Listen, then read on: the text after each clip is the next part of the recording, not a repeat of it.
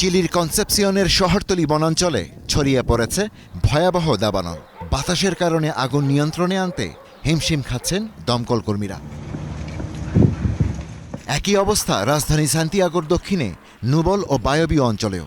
দাবানলে এ পর্যন্ত 18 জনের মৃত্যু হওয়ায় ওই অঞ্চলের জরুরি অবস্থা ঘোষণা করেছেন চিলির প্রেসিডেন্ট গ্যাব্রিয়েল বরিক।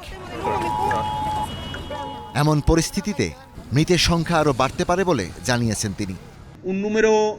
আমাদের কাছে তথ্য আছে যে 18 জনের মৃত্যু হয়েছে, তবে দুঃখজনকভাবে এটা নিশ্চিত যে এই সংখ্যা আরও বাড়বে। প্রাণঘাতী দাবানলে প্রায় 250টি বাড়ি ধ্বংস হয়েছে। প্রশাসনের তৎপরতায় 20,000 মানুষকে নিরাপদে সরিয়ে নেওয়া হয়েছে। বিশেষ করে বিবিও শহর পেনকো এবং লিরকুয়েনে স্থানান্তর কার্যক্রম বেশি হয়েছে, যার সম্মিলিত জনসংখ্যা প্রায় 60,000। শহরতলি এলাকায় আগুন ছড়িয়ে পড়ায় স্থানীয়রা আতঙ্কিত হয়ে পড়েছেন। এই এলাকায় আমরা আগুনের সঙ্গে অভ্যস্ত। গত বছরও আমরা দেখেছি, আগের বছরও দেখেছি, তবে প্রতিটি বছর যেন আগের বছরের তুলনায় আরও ভয়াবহ হয়ে ওঠে।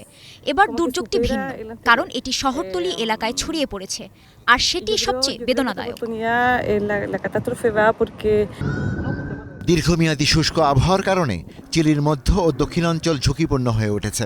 শুষ্ক আবহাওয়া আগুনকে দ্রুত ছড়িয়ে যেতে সাহায্য করছে এবং জরুরি তৎপরতা চালানো দলগুলোর উপর চাপ সৃষ্টি করছে।